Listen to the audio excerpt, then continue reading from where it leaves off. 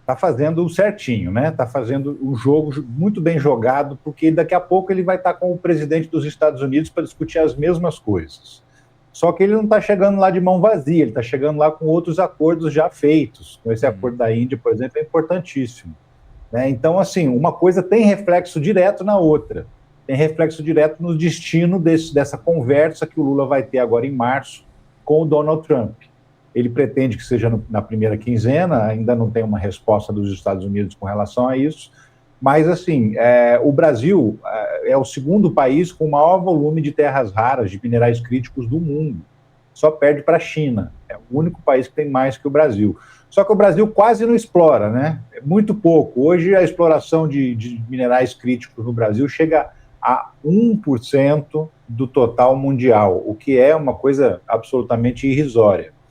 Mas tem uma coisa muito importante por parte do Lula, que é a maneira como ele está fazendo esses acordos, que está privilegiando que o beneficiamento desses minerais críticos seja feito no Brasil, para gerar emprego no Brasil, para ter transferência de tecnologia, né? O Brasil tem que aprender também a lidar com esses minerais raros, porque os Estados Unidos, por exemplo, o que eles querem? Chega aqui, cavuca a terra, põe no navio e leva a terra embora. Chega lá e eles vão ver o que faz com essa terra. E é isso que o Lula não quer. Né? E é isso que esse acordo com a Índia fortalece muito. Por quê? Porque está sendo feito nessas bases que são importantes para o Brasil, essas bases de garantir que o beneficiamento dos minerais críticos seja feito aqui no país, para gerar emprego de alta renda, porque é um emprego muito qualificado, o emprego de beneficiamento desse material, até mesmo a produção de chips para computador, para equipamentos militares. Então, assim, tudo isso o Brasil... A China fez isso muito bem, né? A China, ao longo dos anos, ela recebeu a ajuda de outros países para poder explorar o mercado chinês, desde que esses países também transmitissem para ela a tecnologia, o aprendizado sobre como lidar com aquilo. E olha a China o que virou.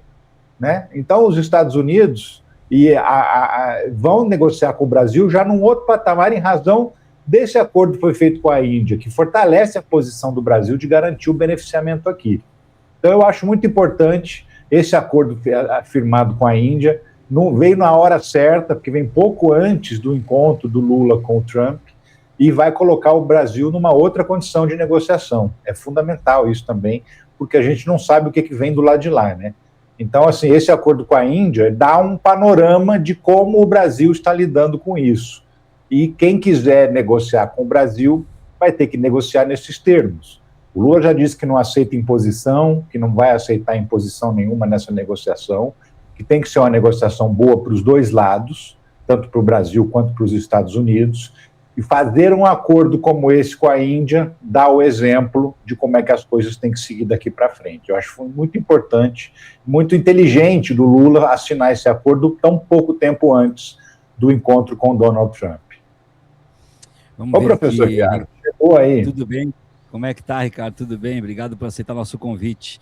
Vamos ver aqui uma parte da fala do Lula lá na Índia. O encontro entre Índia e Brasil é uma reunião de superlativo. Não somos apenas as duas maiores democracias do sul global. Este é o encontro da farmácia do mundo com o celeiro do mundo. E uma superpotência digital com uma superpotência da energia renovável.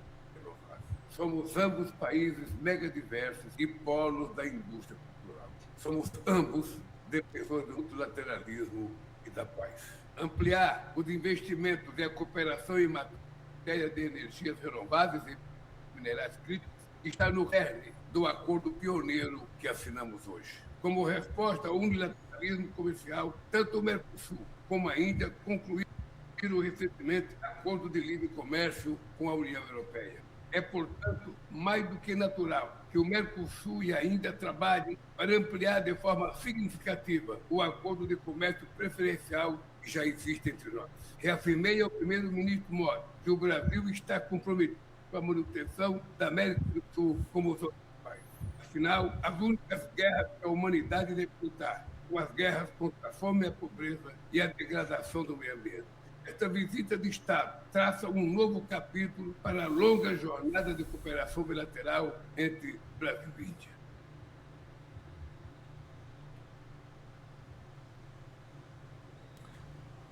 Mutado.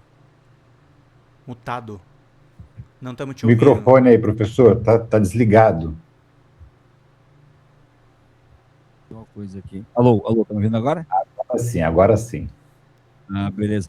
Muito tem se falado e ainda vai se falar muito sobre a questão da química entre Donald Trump e o presidente Lula.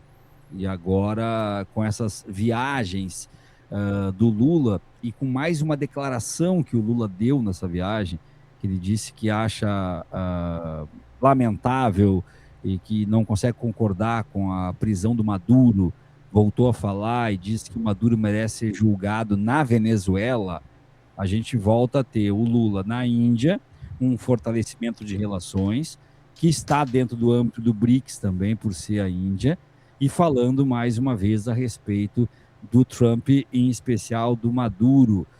Vai continuar existindo a química, ou neste ano que envolve eleição de meio de mandato nos Estados Unidos e eleição no Brasil, a gente pode ter algum outro tipo de medida por parte de Donald Trump, inclusive agora com a Suprema Corte americana tendo derrubado o tarifaço e ele tendo apresentado um tarifaço de 10% global. Como é que tu vê essa questão em ano de eleição, meu caro? Professor, agora há pouco eu estava vendo que até já não é mais 10%, né? Um pouquinho antes de entrar na live, eu estava lendo 15, aqui, né? que já é 15%, já está aumentando. Já não está satisfeito com 10% mais. Seja 10%, seja 15%, se for para todo mundo, coloca todo mundo em condição de igualdade e competitividade para entrar no mercado americano. O problema é quando você tem um país pagando 10%, outro 40%, outro 50%, aí você prejudica um país em detrimento de outro. Quando a tarifa é igual para todo mundo está em pé de igualdade. Então, de cara, essa mudança ela continua sendo favorável ao Brasil, porque tinha vários produtos que estava simplesmente inviável exportar para os Estados Unidos. Quanto à química que você fala, já é conhecido assim, da personalidade de Donald Trump que ele não gosta de pessoas covardes, de pessoas que abaixam a cabeça e fazem tudo o que ele quer. Né? E o Lula em nenhum momento se comportou dessa maneira, diferentemente, por exemplo, do Bolsonaro, lá do I Love You, né? do tempo do Bolsonaro, que ele se curvava mesmo, batia continência para a bandeira americana, e é muito diferente essa relação agora. O Lula está indo muito fortalecido, porque ao mesmo tempo em que ele negocia com o Trump, ele não deixa de lado o bloco mais importante para o Brasil, que são os BRICS. Né? Ele não deixa de lado, ele está fazendo negócio, está fortalecendo as relações, e a Índia, a gente está falando do país mais populoso do mundo, um mercado gigantesco, um mercado enorme para poder ser explorado pelas exportações brasileiras, do mesmo jeito que a China é o nosso maior parceiro comercial, é o segundo país mais populoso do mundo. Então a gente está falando aí, bem ou mal, de 25% da população global, quando a gente fala em China e Índia juntos. Né? 1 em cada 4 habitantes mora ou na China ou na Índia, do planeta.